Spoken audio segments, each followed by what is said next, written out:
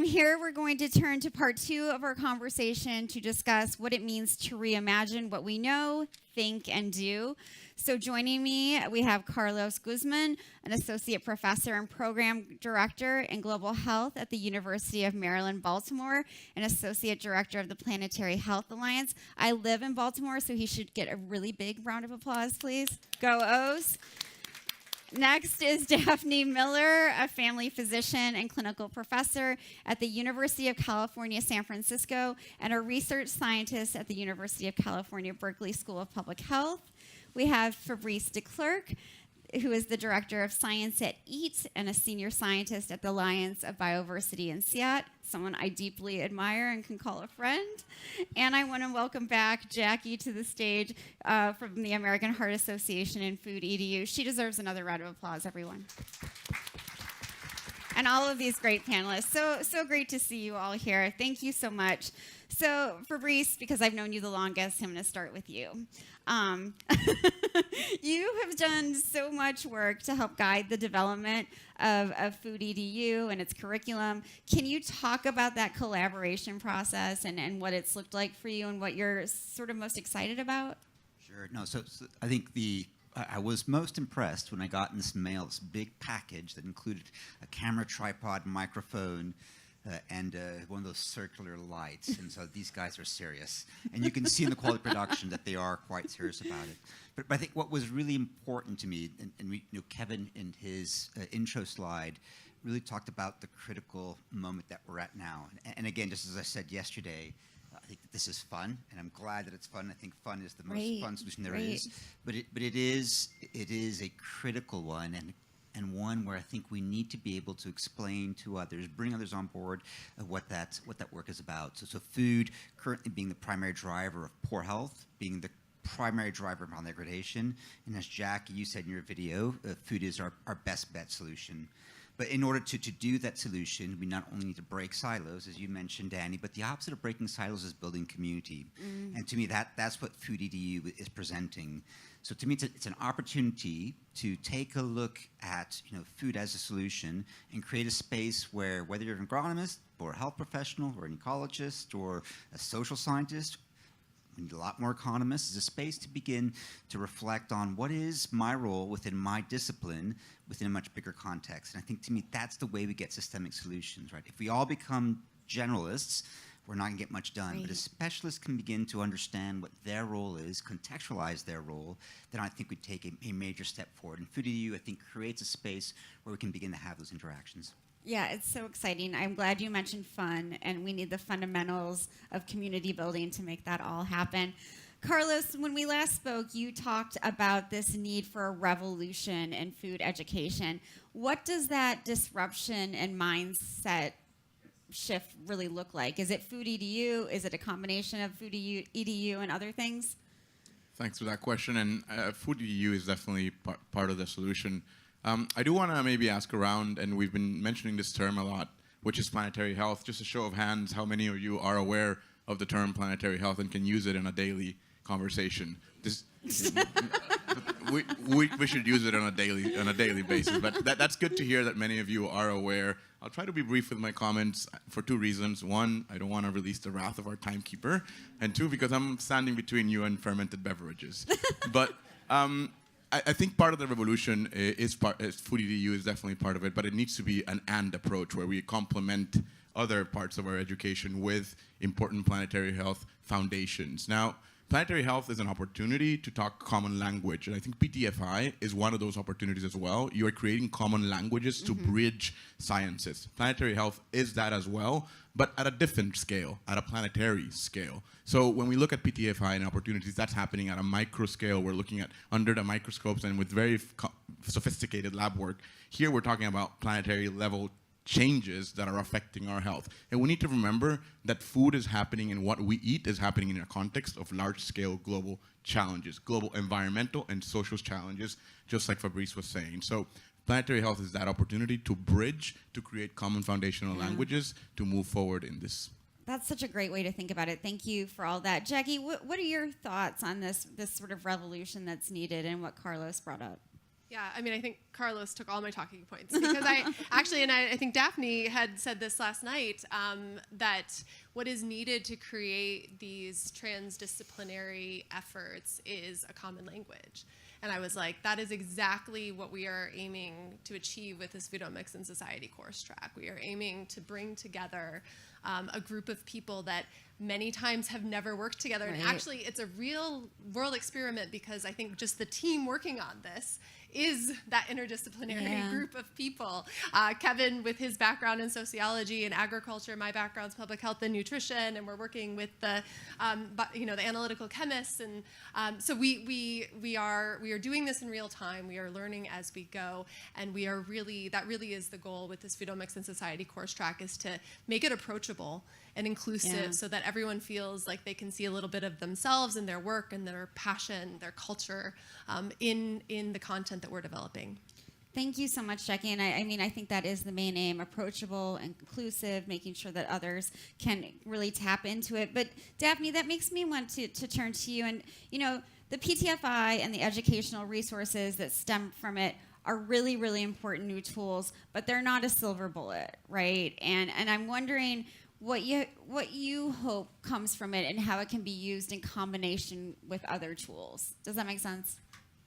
And you're talking specifically, as a physician, my interest is really how can all this be used sort of in the service of, for me, what is true north, which is health equity and sort of health. And let's acknowledge that I'm playing in a sandbox today where, there's not a lot of other kids who have been trained like me. So I'm always trying to think about how to straddle these worlds. And I think the best way of explaining it is that starting in 2015, I started teaching this course called Health from the Soil Up, where I took health practitioners onto farms and made them walk into soil pits and talk to farmers, organic, conventional, and dig in the soil and do soil testing. And I was trying to impress them on the fact that, in fact, where our food is grown and how it's grown has as much to do with health as nutrition. And they were fascinated. They were so excited. There was lots of conversations, lots of ideas generated from it. And then I got feedback on the course afterwards. And what folks told me was, really fun, love Dr. Miller, but where's the evidence? Really, is there any real connection between our health and soil health? Is there really any connection between how farm workers are treated and our health? Never mind that farm workers are humans, but these kinds of questions that came forward. And it made me realize that there were all, while it was incredibly obvious to me why they needed to care, I didn't have the data, I didn't have the information to connect the dots. And what I really see this program as doing is offering that and really bringing different stakeholders to the table and giving them the reasons why they do need to care. Yeah, Fabrice talked about the need for community building. There's also this need for trust from those communities in this kind of endeavor. And I'm wondering if you can all talk about that. Maybe Daphne, go first, since you were just talking about the need for communities to sort of be integrated. Well, I think that Kevin mentioned it last night and earlier, and it really is the way, in my belief, the way that you create integrated communities is to start very early on in the educational process. And I actually see this in the Bay Area where we're using food to teach STEM and farming to teach actually processes of healthcare and self-care and well-being and so on. But that has to map its way through the entire educational system. So unfortunately, I don't get learners until they're postgraduate doctors, so they're in their family medicine residency program. So way far along the way, because I teach in a family medicine residency. But the way that our program works, they actually rotate on community farms. They work with folks who are very engaged with the food system. They learn about circular economies and how that impact health. They learn about the food system and how that's a driver of jobs, which has much more of an impact on health and outcomes than their work inside the clinic, and so on and so forth. So I think that creating that kind of interdisciplinary education throughout the whole system is the most important thing. So. Carlos. And I want to bring up something, an emerging theme of what you're speaking, which is the importance of context in the learning process. And I think Food EDU does a good job at trying to ask questions to the learners on how do you bring this down to your context, how do you bring this to relevance in the different contexts that we work with. And in that process, the importance of working with communities, right? Not for, not above, but with in a horizontal manner in order to build up the knowledge in order to find the solutions that will not be the same in every part of the world. Right. So that's important of context, and that's something that's strongly coming up in what you're mentioning just now. And it's definitely working with communities, not separating them from this whole process. Jackie, what are your thoughts? Yeah, this is something that's just so critical and something I think that the entire Food EDU team is so passionate about. And one of the ways I think we've brought this concept of community engagement and building trust with communities to life is through our case studies, which have been a really incredible way to utilize this platform to tell the stories of communities and of change makers who are solving these big problems in their own ways, in their own context, in their own culture and communities, and giving them a platform to share their story. And so that brings me so much joy and purpose to this work, and being able to connect the incredible science and everything we've learned about today to the people and the places where this impact is needed, and how we can do that in a way that is like very respectful and is very centered around their needs. Putting that first, putting the impact first, is something that's just really, it's critical, and it's something that we're really passionate about with Food EDU. Sure, and I think that ability to share stories is obviously critical, but as we heard from Karen Washington and others yesterday, the investment in capital is also needed. But I do think this provides a platform for those stories to get out there and get to the financiers and the philanthropic organizations that can hopefully support them. I feel like I've been asking a version of this question I don't get to all talk day. about trust, Amy? Oh, go, please. Sorry, did I miss you? Yeah, you did. No, so I mean, I think it's an important question, and one that I struggle with at times, right? So, and I think Raj provided some clues, and also you, Danny, when you said today that food isn't political, I think it is really important. And for me, it comes to this question that I think many of us are still grappling with: what does multiple ways of knowing mean? How do I, as a scientist, deal with that? So when I first hear that, like, oh my gosh, we're going to have scientific evidence that's going to be confronted with opinion, and that's going to be a disaster. But I think if you take a step back, what it is that we're trying to do is we're trying to understand when and how to use science, when and how to use local knowledge, and when and how to use practical knowledge. And that space, I think, is one that's fundamentally about trust building, right? The planetary boundaries concept is really useful because it's evidence-based guardrails. What the planetary boundaries can't do is they can't tell us what to do. That's not the role of science. As a scientist, I can't tell you what to do. As a scientist, I can tell you what a healthy diet is. I can't go to a community and say, this is your healthy diet, but I can evaluate their diet and say, here's what's healthy about it, here's what you might be able to change about it. But the choice of how we want to act, which direction we want to take, that's a social choice. And that's the one that requires multiple knowledge systems. I think a good example is what happened with COVID, right? Without science, no vaccine.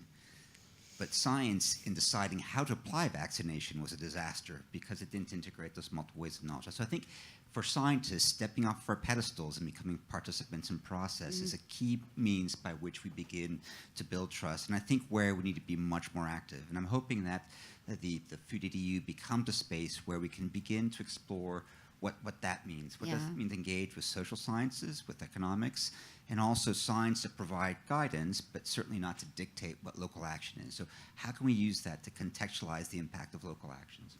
Thank you so much. Daphne, do you have...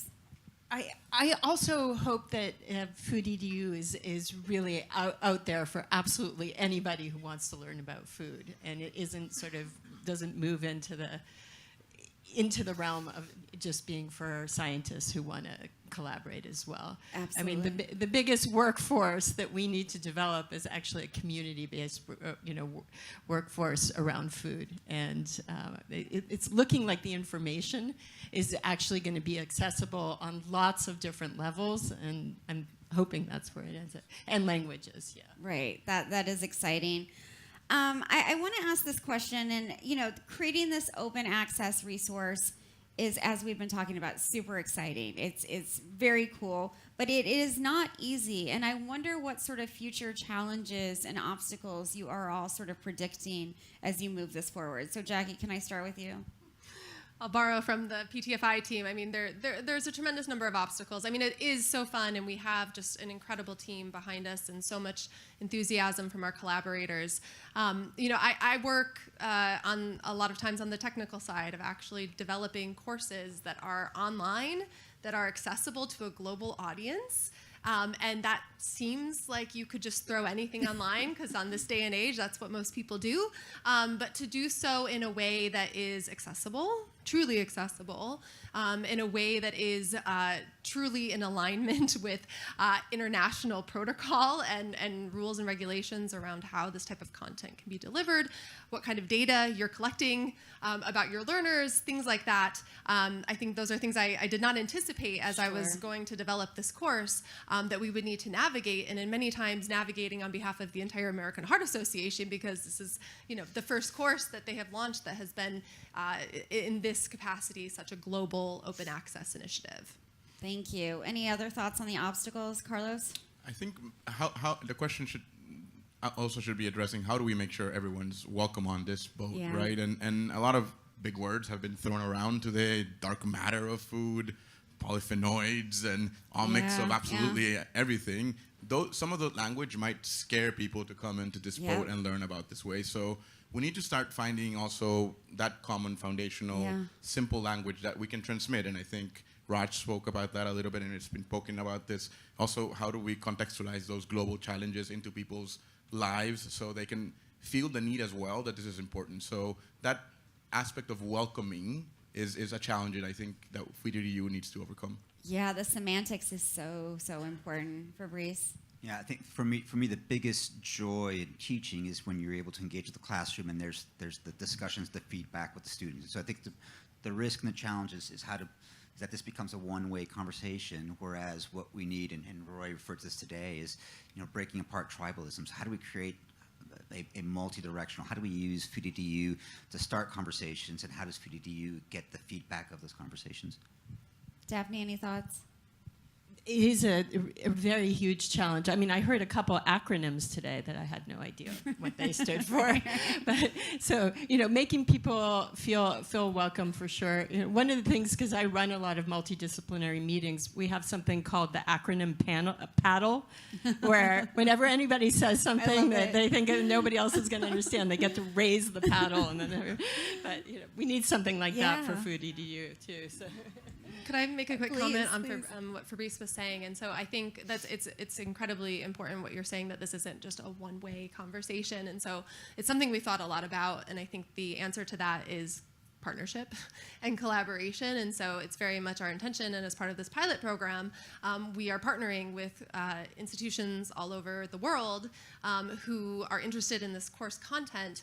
And one of the things we really want to understand is how we can best provide the content in a way, provide substantial resources that will enable this content to be translated into actual courses for credit in these institutions, because we really do feel that and both Kevin and I have a background in experiential education, so that piece, designing an asynchronous online course, is a challenge for us, because we really value that in-person dynamic. And so it's something that we're really hoping that we can figure out as part of this pilot, is how we engage with these institutions so that they can take the content, they can translate it into their context, they can enhance it if they'd like, and that they can have these in-person discussions and really think about how this work is going to translate for their own communities. Great. I think sort of my final question for all of you is, education has often been very top-down, static, not sort of able to evolve. And I'm wondering how you can equip current and future students with resources to think about what's possible, to think differently, to think of hopeful things, and to then sort of implement them.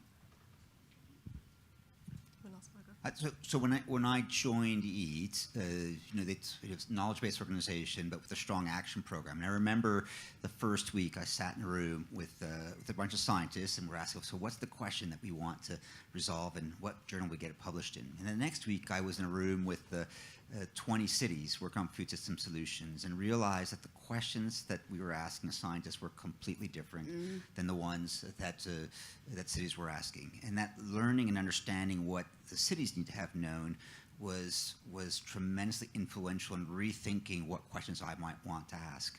So for me, one of the things that I would encourage us to do, particularly as I think the narrative is shifting from describing problems to working on solutions, is to recognize that practitioners, people on the front line of solutions, whether it's the mayor's office, whether it's private sector, whether it's civil society, are important teachers, and that we should be bringing them in to lesson building as well. Awesome. Carlos? Some of what I'm hearing from Fabrice's comments is, and from your question, kind of how do we make sure that education is leading to action? Part of that is making sure that education is value-based and not just the what, the hard what, not just the how, the methods, but the why we teach. Sure. So talking about values becomes incredibly important, and why people are learning and in what context they are learning. I think that question needs to be also addressed openly when we're engaging in an educational process. So value-based education, I think that's going to be my last word. I love it. Thank you, Daphne. Yeah, and I think we need to get more creative in terms of how the learning actually happens. So this is an international effort, a global effort. It will be online.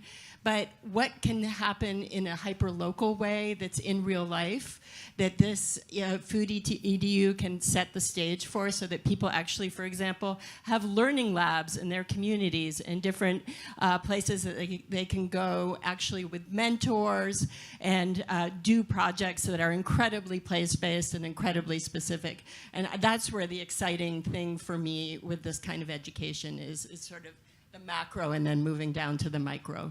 Absolutely. What a wonderful point to end on. I want to thank all of the panelists. Please give them a huge round of applause. Thank you all.